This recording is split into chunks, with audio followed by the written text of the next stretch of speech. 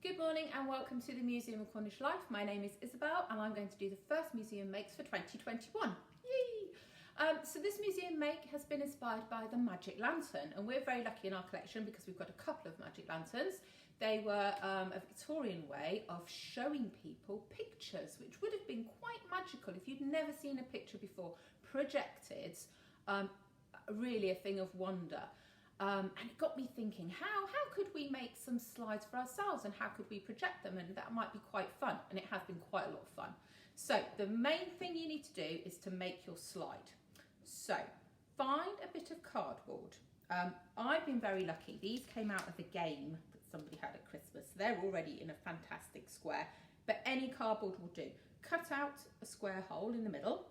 And then you need to find something to actually make your slide. Now in the Victorian age, they use glass. And if you go onto our website, you'll see some really beautiful glass slides that have been made.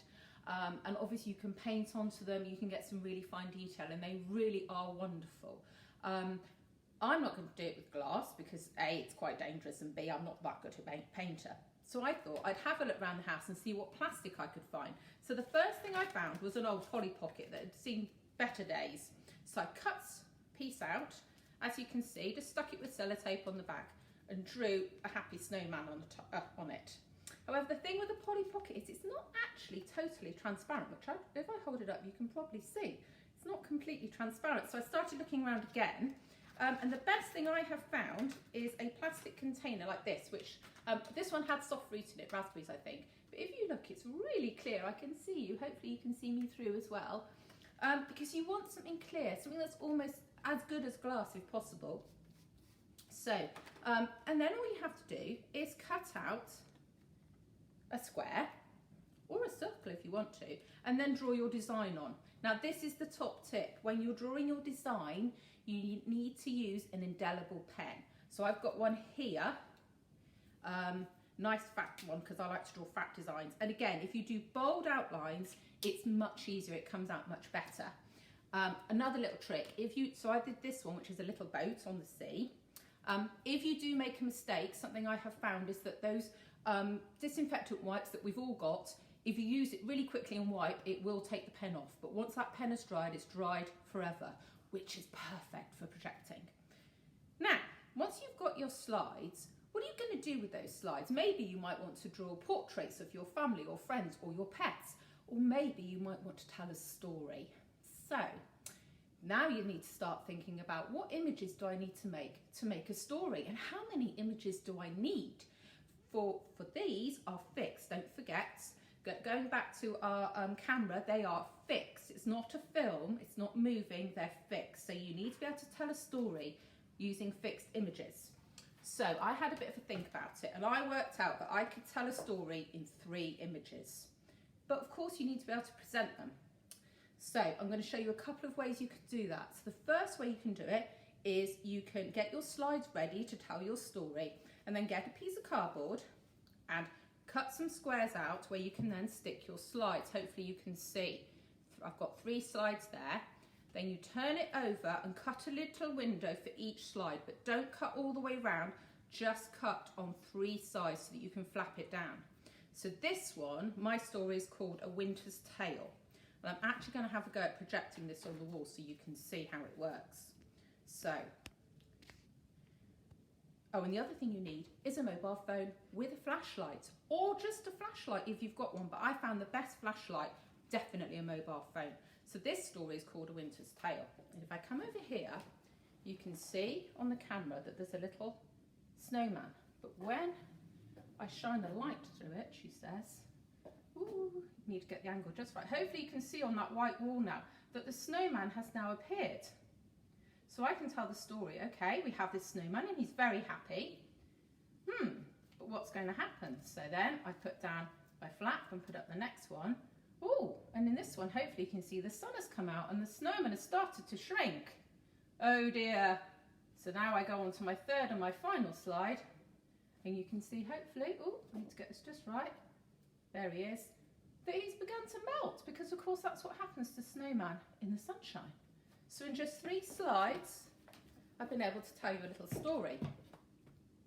Now that's great if you want to tell a short story, But you might want to do lots of slides. You might want to do 10, 20, 100. I don't know how many slides you want to do. So you need to find a different way of showing them and being able to hold them and project. And for this, you need to make something that looks a bit like this. So this is a toilet roll. And then here is the most crucial bit. It's the slide holder. And if we go back to our magic lantern, you can see that here is the slide holder and the slide would go in there. So we're going to make one of those, and it's really easy, honestly. So all you need to do, and this is brilliant, I thought when I discovered this, is you need to cut out a U-shaped piece of cardboard. Hopefully you can see that clearly. Then you cut out another U-shaped, but if you look very carefully, you can see that the hole in the middle is a bit smaller on this one than it is on this one. Oops. Ooh. So what you do then is you glue the two together. And if you look very carefully, you can see that you now have a little bit more cardboard sticking out there and there.